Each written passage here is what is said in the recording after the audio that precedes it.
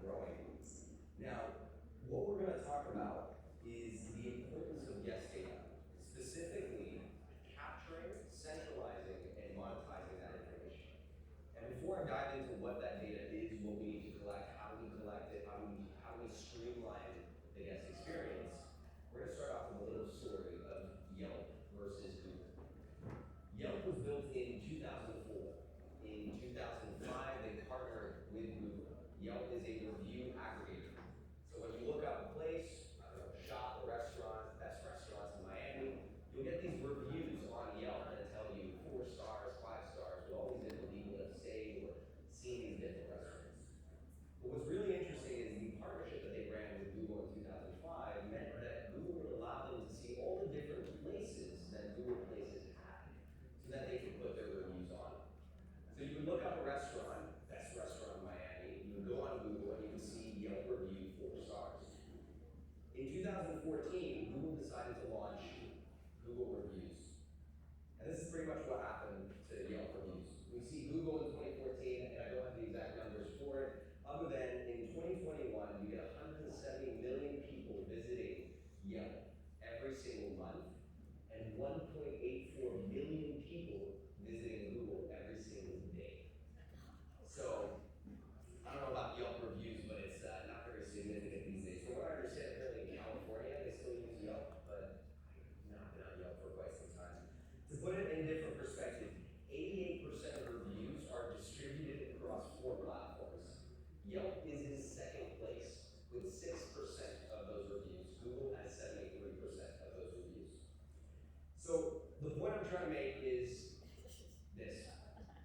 And the reason behind that is, well, why did it happen? The Yelp model was simple. It was people would go on Google, they would figure out what restaurants do I want to go to, and then they would go on Yelp, and they would figure out what restaurants had the best reviews. And Google's model was, you're just going to go on Google and stay on Google. Similarly, if you put that parallel with the old Book Direct showing the OTAs, well, we talk about the Book Direct model being customers can go on the OTA, they're going to book once, and then I'm going to get them again, and they're going to book again. The OTA is just saying, you know what, they're going to book on my OTA, they're going to stay on my OTA, they're going to be on my OTA. In fact, they're going to book an Airbnb. They're not going to book a Book Direct. They don't know about your company. The reason behind this is because there's a data dependency. Once Google had the initial review data, they had the ability to jumpstart Google reviews. Yelp depended on Google to find those places. In fact, 64% of Yelp users search for Yelp on Google. It's a bit ironic there. And then the best part of it is Google has so much more data about you as a person that when you look up a business and then you go to that business, they'll prompt you on Google Maps. Do you want to leave a review? So they effectively control the entire experience from start to finish. Yelp was not able to combat that. Now, what I want to get to is what is that data dependency in your business and how can you actually revert the data in the OTA data, if you will.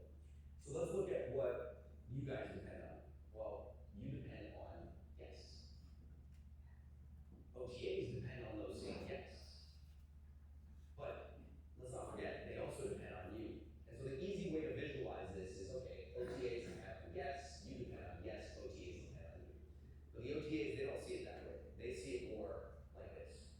And the reason behind that is because of the actual data that they're filtering through to you. They start off with all this information that the guest has, the budget, where they want to stay, how long they want to stay, their nationality, how tall they are maybe, any information that they have that they're collecting through their different processes. And then they grab that information and they give you just what you need to deliver the experience.